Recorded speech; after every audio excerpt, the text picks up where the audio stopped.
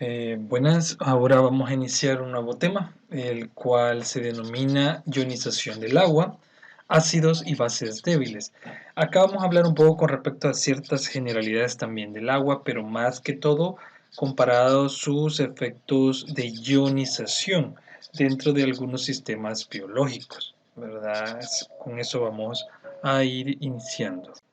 Quizás solo para recordar, las referencias bibliográficas siempre es la bioquímica, principios de bioquímica de Leninger, y esta simple y sencillamente va para el capítulo 2, el apartado 2.2. La clase anterior era del apartado 2.1. En esta ocasión es el apartado 2.2, o sea que cada clase no es todo un capítulo, sino son fragmentos de cada uno de esos capítulos y les recomiendo, bueno, les pido que lo vayan a estudiar directamente del libro porque no podemos abarcar todo en el pequeño tiempo que tenemos que condensar. De hecho, cada vez nos dicen que tenemos que hacerlo con tiempos más reducidos, entonces es importante que ustedes vayan al libro, ¿verdad? Para poder profundizar, porque va a estar todo, las evaluaciones van a ser en base al libro. Entonces, no hay excusa, desde ya se les está advirtiendo, todo es en base al libro.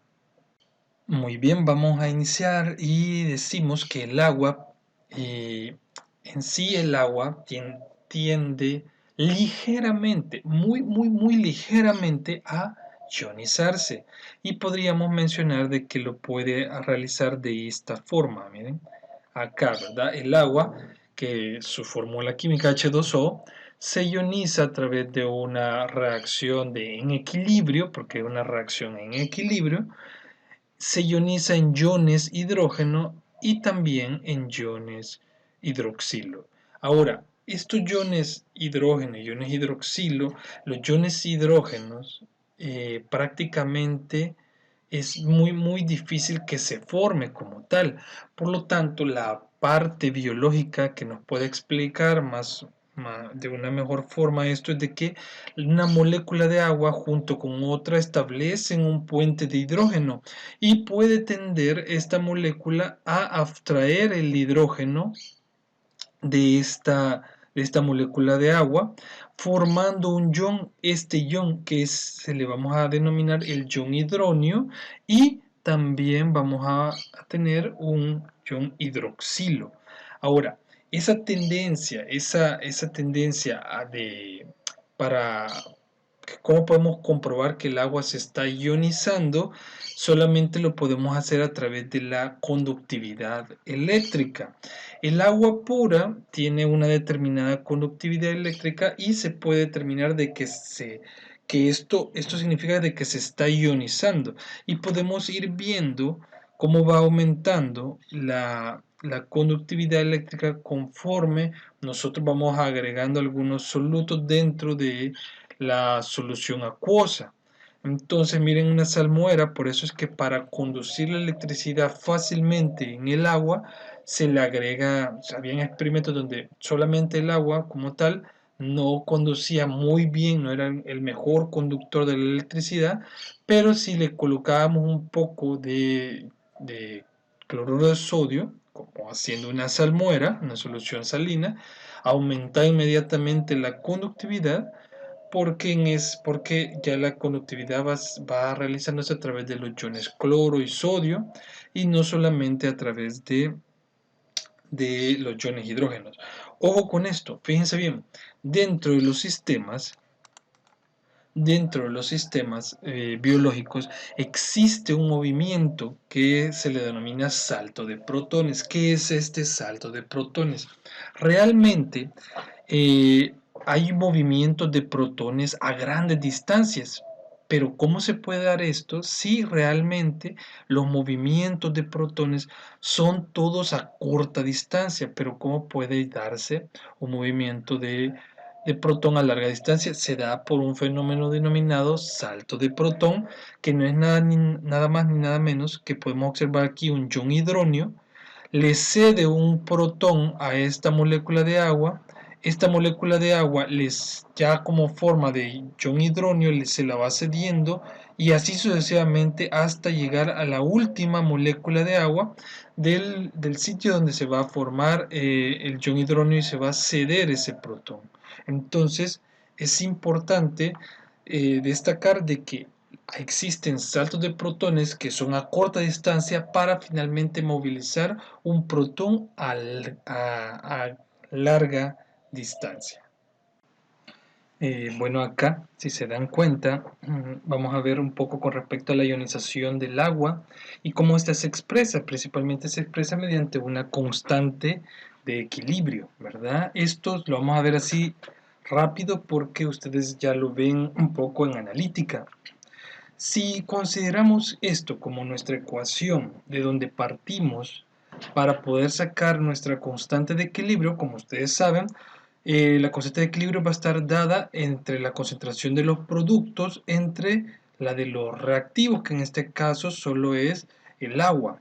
Ahora, la concentración de agua, cuando podemos sacar una concentración de agua pura a una temperatura, ojo con esto, temperatura estándar de 25 grados centígrados, y tenemos que dividir gramos de agua entre masa molecular. Son como aproximadamente gramos de agua en un litro, o sea, 1000 gramos de agua entre el peso molecular del agua, que es 18, más o menos queda un valor de 55.5. Ahora, si ese valor, esa es la concentración del agua pura, 55.5 molaridad, en forma de molaridad, este pasa a este lado a multiplicar con la constante de equilibrio y nos queda de esta forma. Ahora, podemos podemos decir de que también tenemos por conductividad eléctrica, se ha determinado que el agua presenta una constante de ionización, o sea, una constante de equilibrio de aproximadamente 1.8 por 10 a la menos 16. Entonces ya tenemos este valor, entonces esto le podemos decir que es la constante de equilibrio del agua, por eso le colocan KW, que es igual a a la concentración de iones hidrógeno por la concentración de iones OH según ecuación, ¿verdad? Y este valor este producto nos da un valor de 1 por 10 a la menos 14. Yo sé que todo esto ya lo estudiaron, solo es para medio recordar. Y luego se dice que el agua en estado puro está completamente, o sea, está igualmente disociada, ¿verdad? Si hay tanto de iones hidrógeno, lo mismo habrá de iones OH, por lo tanto se puede decir de que es lo mismo y por lo tanto se eleva al cuadrado para determinar directamente la constante de la concentración de cada uno de ellos. Entonces solamente le sacamos raíz cuadrada, ¿verdad? Raíz cuadrada a esta constante de agua, que 1 por 10 a la menos 14, y eso nos da un valor de 1 por 10 a la menos 7. ¿Qué sería esto? Esas son las concentraciones de agua y lo mismo sería para concentraciones de hidróxido. Obviamente, dependiendo de la naturaleza de la solución, si es más ácida, esto es cuando tenemos un pH de 7, cuando tenemos pH más bajos o más altos de 7, va a variar las concentraciones naturalmente o sea, de iones hidrógeno o iones OH. Bueno, vamos a hablar un poco con respecto a a la escala de pH representada por las concentraciones de iones hidrógeno y iones OH. Lo primero que tenemos que definir es el pH. Fíjense bien, pH no es nada más ni nada menos, yo sé que ustedes ya lo vieron, que es menos el logaritmo de la concentración de iones hidrógeno. Ese es el pH. El pOH fuera diferente, ¿verdad? Pero naturalmente en bioquímica hablamos mucho de pH y así lo manejamos y por lo tanto también tenemos una escala, ¿verdad? Entre 0 y 14, que es una escala logarítmica, no es aritmética, acuérdense bien de eso. Por lo tanto, es importante decir que el pH de dos soluciones difiere en una unidad de pH significativas, que una solución tiene una concentración de iones hidrógeno 10 veces superior a otra si varían en una. Entonces, dentro de esa escala de pH existen diferentes fluidos, ¿verdad? Diferentes fluidos corporales que tienen un pH determinado, y de hecho el pH es uno de los factores más importantes a controlar dentro de una unidad hospitalaria. ¿Por qué? Por ejemplo, el pH de la sangre. El pH de la sangre tiene un pH aproximado de 7,4, ¿verdad? Ahí están las lágrimas, el agua de mar, el huevo, ¿verdad? Tiene un pH más o menos por ahí algo neutro. Todos sabemos que pH 7 es neutro, arriba de pH 7 es básico y abajo de pH 7 es ácido.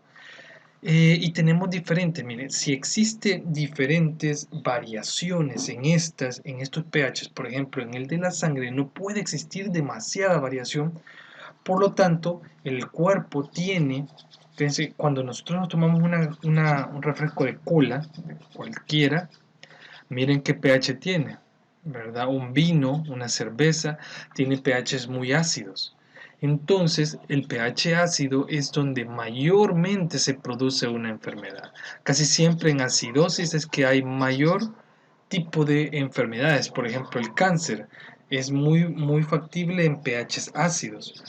Entonces, es importante que existan mecanismos de amortiguación, ¿verdad? Como buffers que existen dentro del cuerpo para poder establecer de que existe un pH determinado y no variar tanto. Por ejemplo, el pH gástrico puede variar bastante dependiendo del tipo de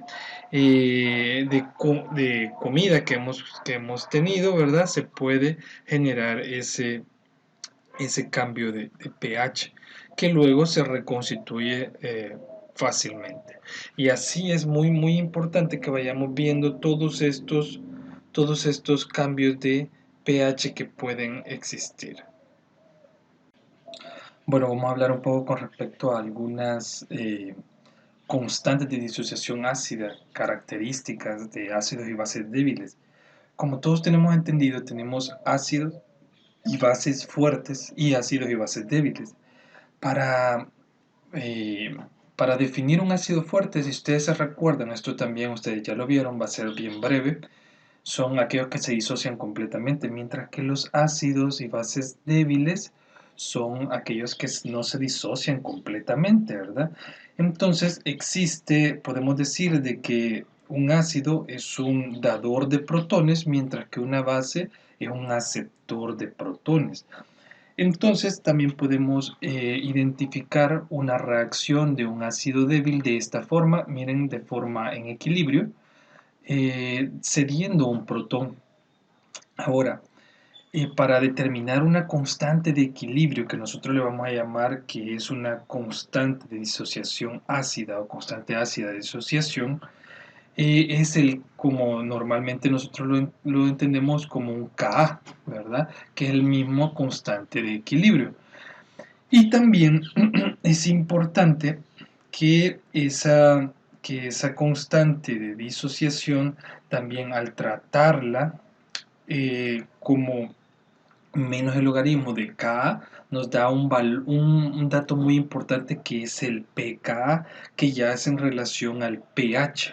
Y eso es muy importante para los ácidos débiles. De hecho, cada ácido, cada sustancia tiene un pKa específico, ¿verdad? Un pKa específico que lo caracteriza.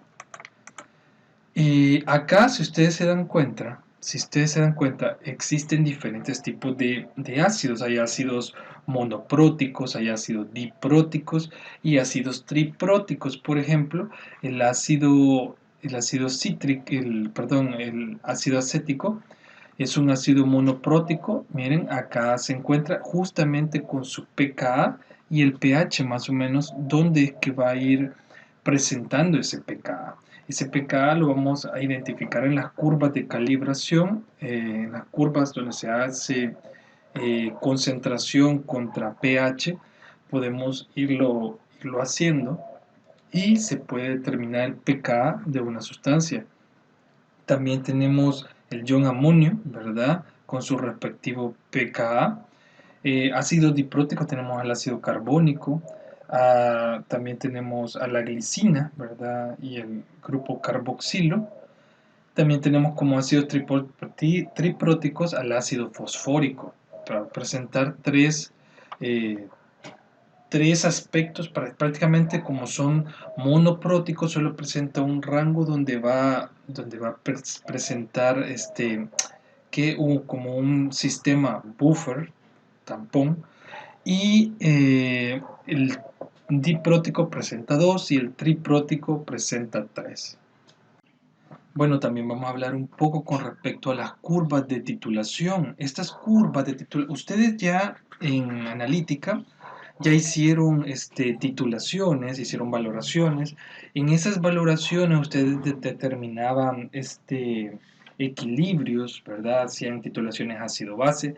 Por ejemplo, hay curvas de titulación y en esas curvas de titulación que uno va realizando tenemos el valorante, que en este caso por lo general es hidróxido de sodio a una concentración determinada, y queremos determinar la concentración de un ácido, ¿verdad? Entonces lo que se va realizando es ir agregando pequeñas porciones de la base al ácido en solución y obviamente comenzamos, imaginemos acá, tenemos el ácido acético, está siendo valorado 1 molar, está siendo valorado con un ácido hidróxido de sodio 0.1 molar. Los dos son 0.1, perdón ahí. 0.1 molar ácido acético, 0.1 molar hidróxido de sodio. Entonces, ¿qué está pasando? Se toma con un potenciómetro, por lo general, y lo más adecuado es un pHímetro, ¿verdad? Un potenciómetro. Vienen y se toma sin ninguna, miren, concentración de hidróxido de sodio agregada. Entonces, y sin ninguna está un pH aproximadamente, asumamos que de 2 aproximadamente, es un cálculo, ¿verdad? ¿Qué pasa cuando agregamos las primeras gotas de hidróxido de sodio? Va aumentando, ya va llegando a 4, miren, y acá se forma en todo esto se sigue agregando 0.1, 0.1, 0.1 de hidróxido de sodio, y lo que va pasando es de que este ácido acético, no lo menciona el libro, pero es como un sistema tampón. Este laxo, miren, es un sistema tampón el que está realizando. Lo importante también acá es que experimentalmente a través de esta valoración podemos obtener un dato del pKa. ¿Qué era el pKa? No les había mencionado, pero si estamos hablando de un ácido, mientras más fuerte es el ácido, el pKa va a ser más bajito. Entonces, ¿por qué? Porque es una escala logarítmica. El pKa, acuérdense que es nada más que menos el logaritmo natural, perdón, sí, menos el logaritmo de Ka, ¿verdad? De la constante ácida de asociación. Entonces, ¿qué es lo que vamos a hacer en este momento? Como este está en escala logarítmica, es un valor en base a pH. Entonces, se asume que a este valor es el valor de pH, donde la concentración de ácidos, fíjense, la concentración del ácido está a la mitad, o sea que cuando vamos agregando hidróxido de sodio, naturalmente los iones hidrógeno que se encuentran ahí se fusionan, se reaccionan con el OH del hidróxido de sodio y forman agua.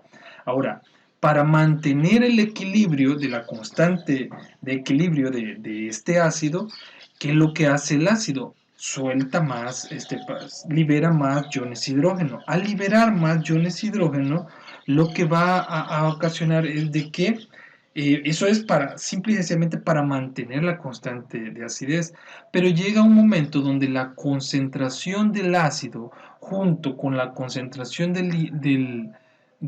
aquí en este caso del ácido acético con con su base conjugada son iguales. En ese momento, cuando la concentración del ácido y su base conjugada son iguales de esa sustancia, ese es el pKa. Ese es el pKa.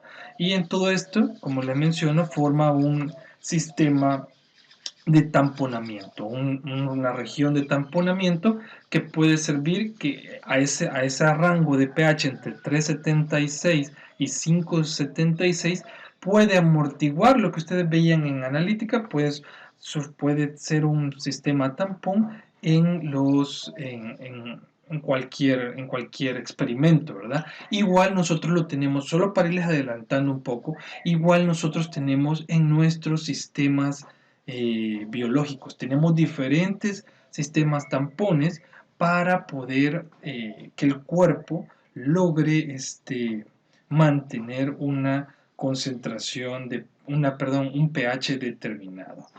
Entonces, eso es muy, muy importante que ustedes lo vayan entendiendo.